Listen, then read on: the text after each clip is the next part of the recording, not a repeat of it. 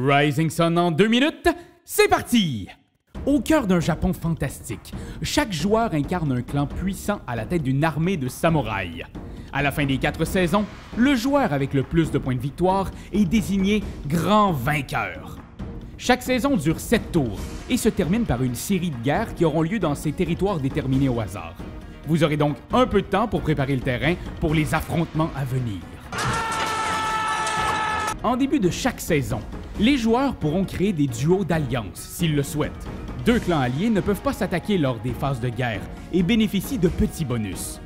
Le premier joueur pioche 4 cartes de ce paquet carte mandat.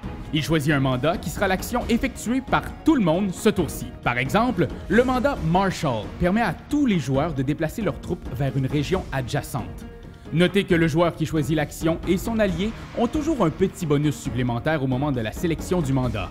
Par exemple, ici, ils peuvent en plus payer 3 sous pour construire une forteresse. Le mandat Recruit permet de placer une nouvelle unité sur chaque territoire avec des forteresses. Train permet d'aller chercher une carte spéciale de la saison qui accorde des bonus, des pouvoirs spéciaux ou même des monstres! Harvest permet à tous de récolter de l'or. Et finalement, trahison. Oh, ça permet de briser une alliance et de remplacer une unité de votre ex par une des vôtres. Aïe, aïe, aïe, aïe, aïe, aïe. Attention, parce que cette action vous fait chuter sur la piste d'honneur. Une échelle vraiment importante qui va départager les bris d'égalité. Et des égalités, il risque d'y en avoir quand même pas mal. Parce que les combats dans ce jeu-là sont des enchères où tous les joueurs présents sur une région misent en secret leur argent sur l'une de ces 4 options. Le joueur avec le plus d'argent sur une option est le seul à profiter du pouvoir. Seppuku. Cette option vous permet, si vous le souhaitez, de tuer toutes vos troupes dans cette région et de gagner 1 point de victoire et 1 point d'honneur par soldat ainsi perdu. C'est sûr que c'est de même que ça marchait. Plus de points! Prise d'otage. Vous capturez une unité ennemie ainsi que ses points de victoire. Engagez des Ronins. Le gagnant de cet enjeu peut ajouter, s'il en a, des jetons Ronins au combat.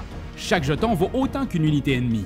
On résout alors la bataille en calculant les forces en présence. Les unités du perdant sont tuées et le gagnant remporte la tuile guerre.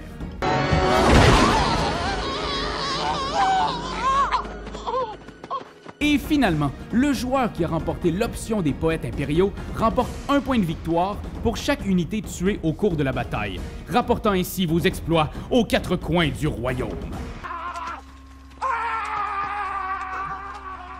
Procédez ainsi pour tous les territoires en guerre, puis préparez une nouvelle saison. Ouf! Ce jeu est tellement massif qu'on n'a même pas eu le temps de vous parler des pouvoirs de faction, de votre daimyo, des courses de contrôle de territoire pour ces temples si hauts. Mais sachez que sous ces airs imposants, Rising Sun est un jeu plutôt simple et zen, où la négociation et les ententes peuvent aussi vous entraîner vers la victoire, aussi sûrement que le nénuphar déterminé flottant au gré du fleuve.